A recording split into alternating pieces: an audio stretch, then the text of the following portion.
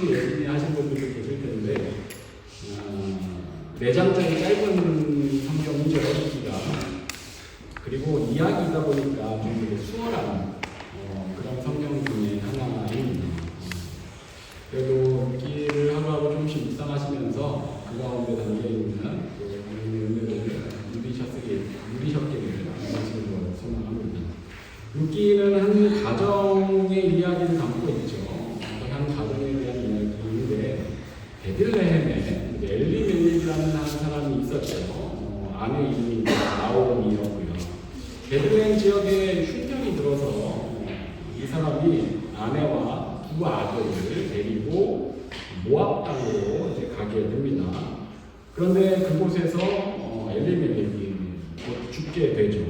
그래서 이후에 남은 두 아들이 그곳에서 나오미와 함께 지내다가 모압 여인과 결혼을 이제 하게 되는데, 근데 그 후에 그 두 아들도 또 죽게 됩니다. 그렇게 엘리멜렉 가정은 모압 땅으로 가는 지 한 10여 년 만에 아들이 남자들이 다 죽고 아내 나오미와 모압 여인인 두 며느리만 이제 남아있게 되죠. 그게 이제 초반에 시작되는 배경입니다.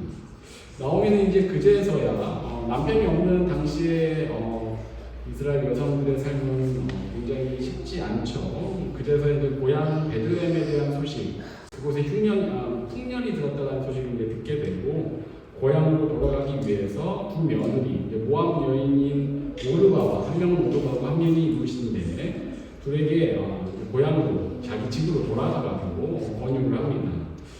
그러자 이제 오르바의 경우에는 시어머니의 이야기를 듣고 이제 돌아가게 되는데, 룻은 돌아가지 않겠다고 하죠. 재차 나오미가 이야기를 함에도 불구하고 룻은 어머님의 하나님이 나의 하나님이 되실 거라면서 끝까지 나오미를 쫓아가겠다라고 합니다. 결국 두 사람이 이제 베들레헴으로 돌아오게 되죠. 여인 둘이 베들레헴에 돌아와서 할 수 있는 게 없죠. 그래서 룻이 어머니를 모셔야 되는 상황에서 이삭을 죽기 위해 나갑니다. 이삭을 죽기 위해서 나간다라는 게 어떤 의미냐면, 당시에는 유대인들이 자기 밭에 추수를 할 때 이삭을 다 죽이면 안 됩니다. 그게 율법상으로 정해져 있습니다. 모든 것들을 샅샅이 다 베서도 안 됩니다. 그리고 혹시 추수하다가 간을 놓치고 깜빡하고 두고 간 게 있으면 다시 와서 찾아가도 안 됩니다. 이게 레위기와 신명기에 기록이 되어 있거든요. 이 이유는 당시에 어려운 사람들, 우리가 흔히 얘기하는 과부와 고아와 나그네들, 구약에서 하나님께서 늘 살피시는 이들이 그들이죠. 그들을 위해서 남겨두라고 하시는 겁니다. 이삭을. 그래서 남의 밭에 가서 이삭을 주는 일, 과부와 고아와 나그네들이 그와 같은 것을 줍는 일은 합법적인 일입니다. 그들이 목숨을 연명할 수 있는, 끼니를 때울 수 있는 이제 굉장히 유일한 이제 방편이었다라고 볼 수 있죠. 그래서 지금 룻이 그 이삭을 주우러 가는 겁니다. 그렇게 룻은 보아스라는 사람의 밭에 이르게 되고, 보아스는 룻이 이방 여인임에도 불구하고 시어머니를 따라서 이곳까지 오게 됐다라는 이야기를 이제 미리 들어서 알게 되고, 룻이 와서 성실하기라는 걸 보고 그녀를 잘 대해줍니다. 그래서 이삭을 더 많이 주워갈 수 있게끔 해주고, 그 이야기를 이제 룻이 돌아와서 이삭을 한가득 들고 돌아와서 어머니에게 이야기해 주었더니, 어머니 나오미가 굉장히 즐거워하면서 반가워하면서 그 보아스가 자신의 가문의 기업을 물을 자인 친족이라는 것을 깨닫게 됩니다. 근데 여기서 이제 기업을 물을 자가 뭐냐면 고엘이라는 당시 제도인데, 당시 누군가가 어려움에 처했거나 무언가를 많이 잃게 돼서 고아와 가부처럼 그런 형편에 놓여져 있을 때 가장 가까운 친족이 그들을 도와주어야 되는 제도입니다.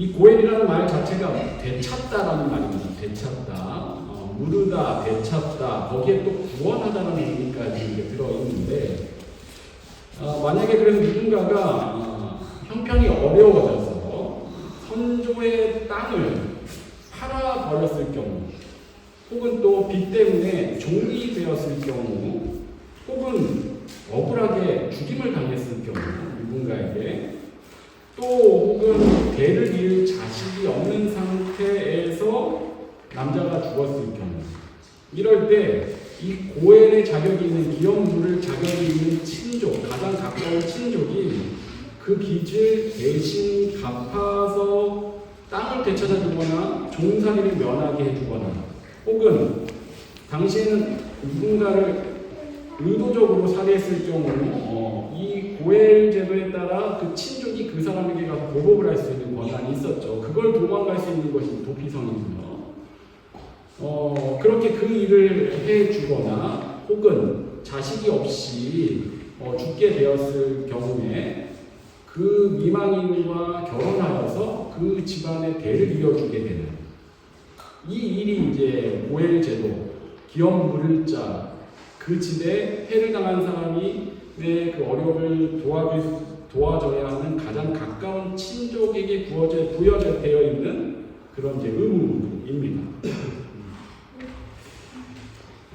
그래서 이것을 이제 옆에 친족들이 감당을 해야 되는데, 그냥 무조건 가장 가까우니까 의무적으로 다 하게끔 되어 있는 것은 아닙니다. 그 사람이 감당할 수 있는 능력이 되고 기꺼이 그것을 하겠다고 수용을 해야 그 일이 이루어지게 되는데, 바로 이 보아스가 나오미, 그러니까 엘리멜렉 가문의 그 고엘 제도의 그 기업을 물을 가장 가까운 친족에 해당하는 거죠. 실제로 이제 내용상으로 보면 보아스보다 조금 더 가까운 사람이 한 명이 더 있습니다.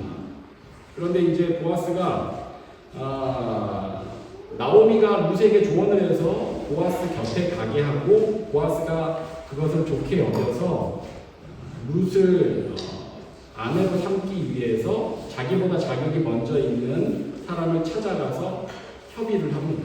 근데 그 사람이 손해볼 것을 생각하여서 거부하고 보아스가 룻을 아내로 맞아들이고 아들을 이제 낳게 되죠. 그렇게 해서 엘리멜렉 가문이 다시 대를 이어갈 수 있게 되고, 그 아들의 이름이 이제 오벳이죠.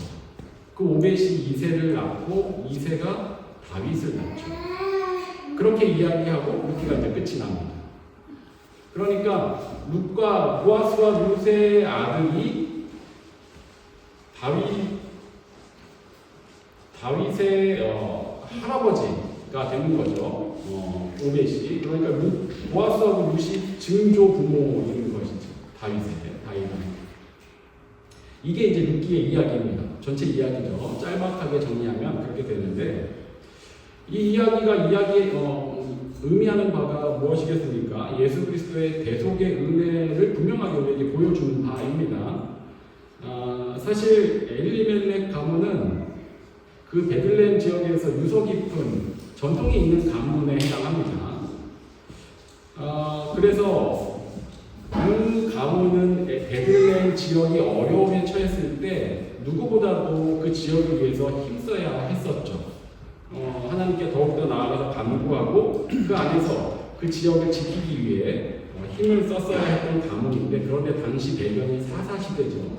사사시대에는 모든 사람이 그 땅에 왕이 없으므로 자기 소견에 옳은 대로 행했던 때이지 않습니까?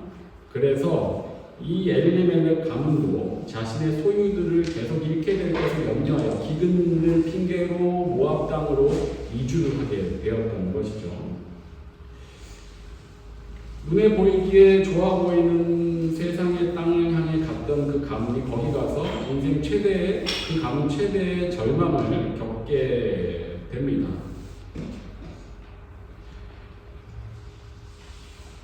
그렇게 그 가문이 거기서 망하게 되는가 했더니 오히려 하나님의 뜻과 다른 길을 갔던 엘리멜렉 가문이었음에도 불구하고 하나님께서 룻을 통해 그 가문을 다시 살리시는 이야기, 룻과 보아스를 통해서 그 가문을 다시 살리시는 이야기가 룻기에서 진행되어져 가게 되는 것이죠. 이것은 하나님 안에서 살아야 하는 인생들이 각기 자기 소견에 옳은 대로 살고 있었음에도 불구하고, 하나님 보시기에 그릇된 모습으로 살고 있었음에도 불구하고, 예수 그리스도라는 구원자, 기업 누릴 자, 고해를 보내주셔서 그 죄값을 대신 지게 하심으로 우리의 하나님 자녀로서의 권리를 다시 찾게 해주신 것을 미리 보여주는 예표의 이야기입니다. 실제 사건이고요. 그러니 예수 그리스도야말로 우리의 진정한 기업 누릴 자이시다 라는 것을 분명히 보여주고, 그 안에는 그들의 부족함에도 불구하고 그들을 긍휼히 여겨주셔서 구원하여 주시는, 대신 죄를 짊어져 주시는 하나님의 그 인애와 자비와 사랑이 담겨져 있다는 것을 이 룻기를 통해서 잘 보여주고, 그래서 그 이후에 그 가문에서 다윗 왕이 이어지게 되고, 다윗 가문에서 예수 그리스도가 태어나게 되는 것이죠. 이게 룻기가 원래 가지고 있는 전체적인 주제입니다. 그런데 오늘 본문에서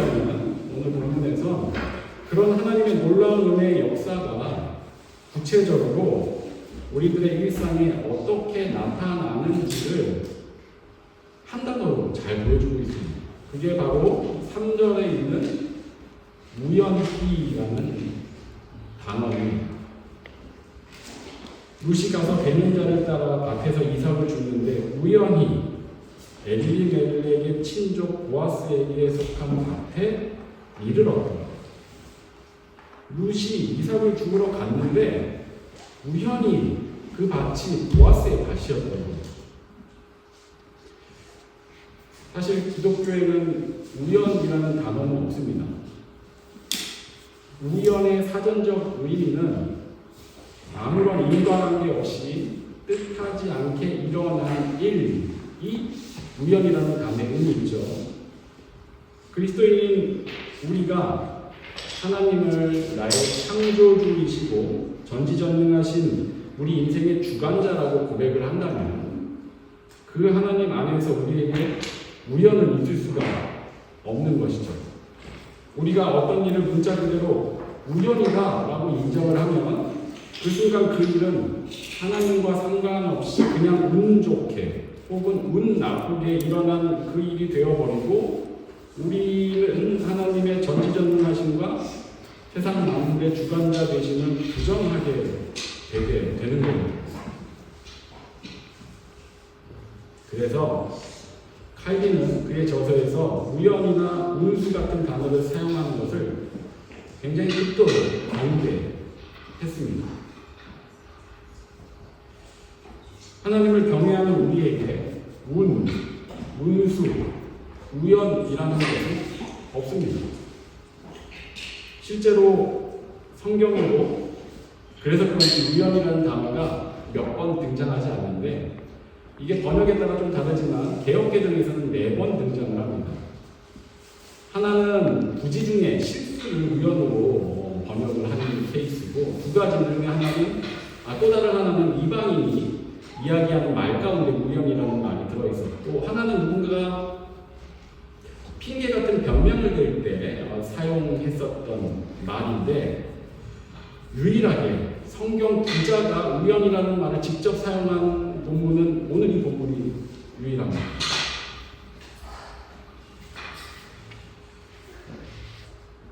룻은 그냥 가다 보니 우연히 보아스의 소유의 밭에 다다르게 됩니다. 그녀는 분명히 이것을 알고 실행한 게 아닌 거예요. 룻은 자신이 그곳에 도달하게 된 인과관계를 전혀 알지 못합니다. 그러니 그녀의 입장에서 보아스의 밭에 다다른 것은 정말 설명 그대로 우연이죠. 하지만 하나님 편에서는 우연이 아닙니다. 룻을 보아스의 밭으로 인도하신 건 하나님이시죠. 하나님께서는 이 일의 인과관계를 분명히 알고 계십니다. 룻과 보아스를 통해서 하나님은 다윗 왕조를 세우시고 그 후에 그 가문에서 예수 그리스도를 보내실 계획이셨습니다. 이곳에 이 우연은 하나님께는 철저히 필연인 것입니다. 하나님의 크심은 우리가 도저히 다 헤아릴 수가 없습니다. 그 크신 하나님 안에서 우리는 날마다 매 순간 하나님의 필연을 살아가고 있는 겁니다. 하지만 우리는 그 인과관계를 다 알지 못하기 때문에 많은 것들이 우리에게 그냥 우연처럼 지나가져 버립니다. 그리고 그 일을 대할 때 우리가 그것 가지고 불편해하거나 어색해하지 않습니다. 불편해하지 않은 정도가 아니라 사실 우리는 각자 자기의 삶을 살아가고 있거든요. 내가 선택한 나의 삶을 우리는 계속해서 살아갑니다. 지금까지 그래왔고 지금도 그렇고 이후도 그럴 것입니다. 그 삶은 나에게 지극히 자연스럽습니다. 그런데 내 삶의 그 모든 것이 하나님 안에서는 필연이고 나에게는 때때로 우연처럼 여겨지는 것이죠. 이 둘이 서로 충돌하거나 혼란을 야기하지 않습니다. 이것이 하나님의 지혜의 크기이고 다른 말로 이야기하면 하나님께서 세상을 다스리시는 방식, 섭리입니다. 예수님은 하나님의 이 섭리에 대해서 이런 말씀을 하신 적이 있으십니까? 마태복음 10장에서 29절에서 31절에 창새 두 마리가 한 아사리온에 팔리지 않느냐 그러나 너희 아버지께서 허락하지 아니하시면 그 하나도 땅에 떨어지지 아니하리라. 너희에게는 머리털까지 다 세신 바 되었나니 두려워하지 말라. 너희는 많은 창새보다 귀하니라.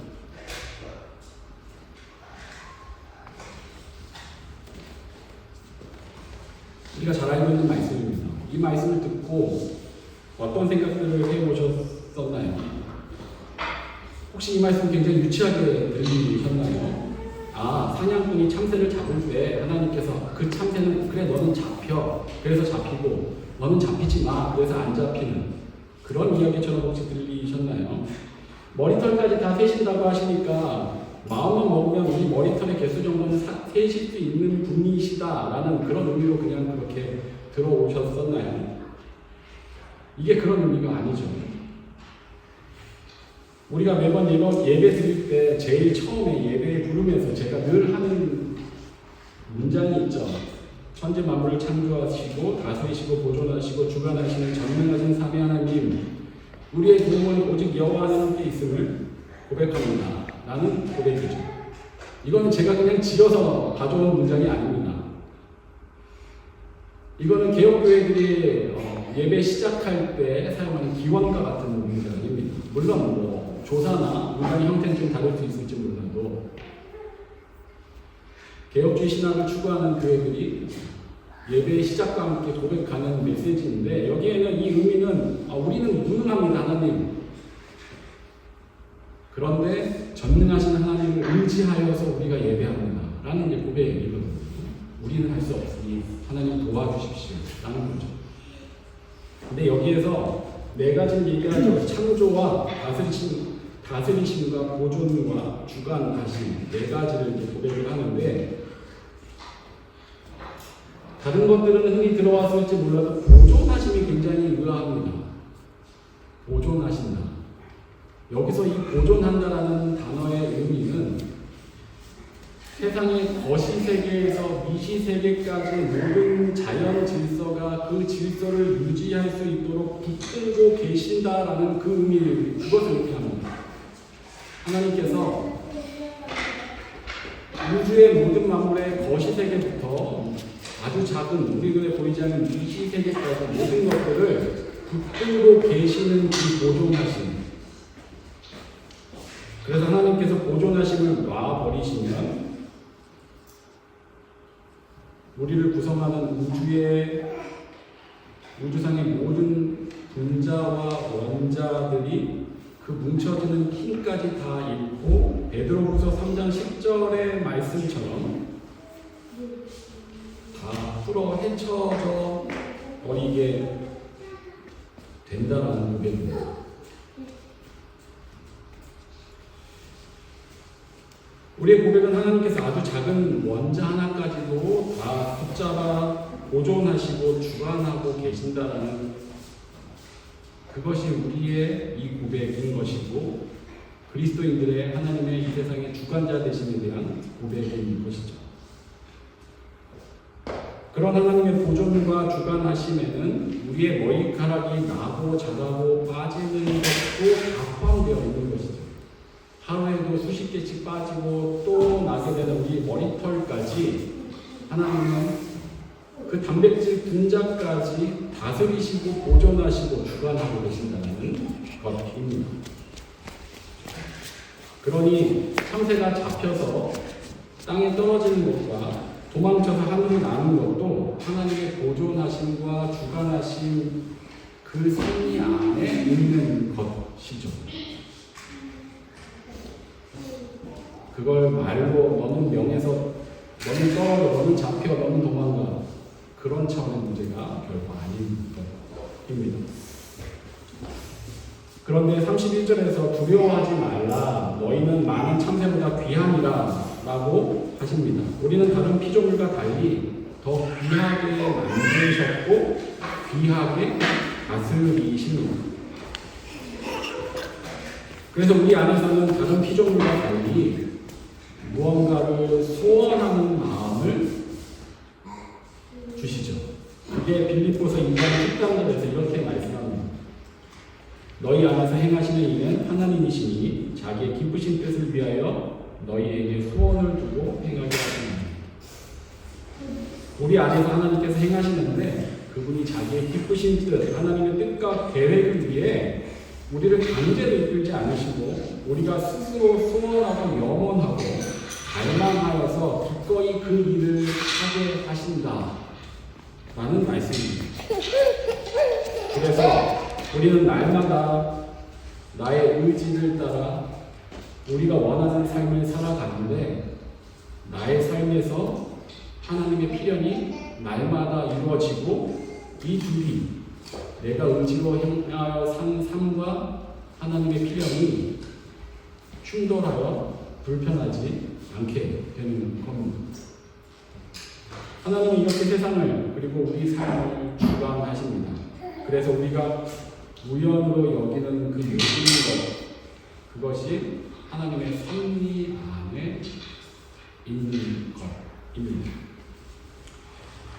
말씀을 마무리하겠습니다. 룻의 이야기는 룻기의 이야기는 예수 그리스도께서 우리의 진정한 기업 누릴자 그의 진정한 보혈이 되어주심을 예표하여 주는 이야기입니다. 그런데 그 이야기 가운데 이 우연이라는 단어를 사용하면서 우리 일상 가운데 하나님의 섭리가 어떻게 실현되는지를 우리에게 잘 보여주고 있습니다.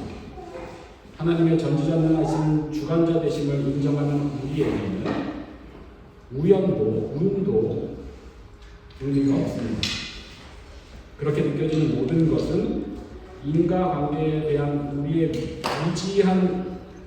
무지함에서 나온 인식인 것이고 사소한 우연처럼 느껴지는 모든 것도 사실은 하나님의 필요한 가운데 있는 것입니다. 그래서 우리는 우연이라는 단어 대신 하나님의 다스리심, 곧 섭리라고 표현을 하는 것입니다. 우연과 섭리의 관계, 하나님의 필요함과 우리가 느끼는 우연의 관계, 섭리의 의미들을 다시금 이 말씀 안에서 되새겨 보시고 오늘도 이번 한 주도 그렇게 하나님의 섭리를 일상 가운데서 조금 더 느껴가는 저와 여러분 되시길 진심으로 축원합니다. 기도하겠습니다. 주님 오늘도 우리가 주님 말씀을 소개하여 주시니 참으로 감사를 드립니다. 특히 룻기의 이야기를 통해 우리 일상에 하나님의 놀라운 역사가 어떻게 일어나는지 조금 더 분명히 알게 해주시니 참으로 감사합니다. 우리에게 우연으로 여겨졌던 모든 것들이 사실 다 하나님의 섭리 안에 있음을 고백합니다. 우리 안에서 소원을 두고 행하시는 그 하나님 안에서 내가 다 알지 못해 우연처럼 느껴지는 그 순간에도 하나님은 끊임없이 하나님의 계획을 이루어가고 계신다는 걸 우리가 다시금 깨닫고 기억하고 나의 그 일상에 함께 하시는 하나님을 보다 더 분명히 느끼고 그래서 포함되어야 삶을 더욱더 열심히 살아가는 우리 모두가 되게 하여 주시옵소서. 특히 양일간 수련회를 가진 청년들을 기억하여 주시고 인생의 중요한 시기를 걸을 때 우연 속에 담긴 하나님의 필요함과 섭리를 잘 깨닫고 하나님의 크심 안에서 눈앞에 주어진 길을 담대하게 잘 걸어가는 그런 우리 청년들을 되게 하여 주시옵소서. 감사드리며 예수 그리스도 이름으로 기도합니다.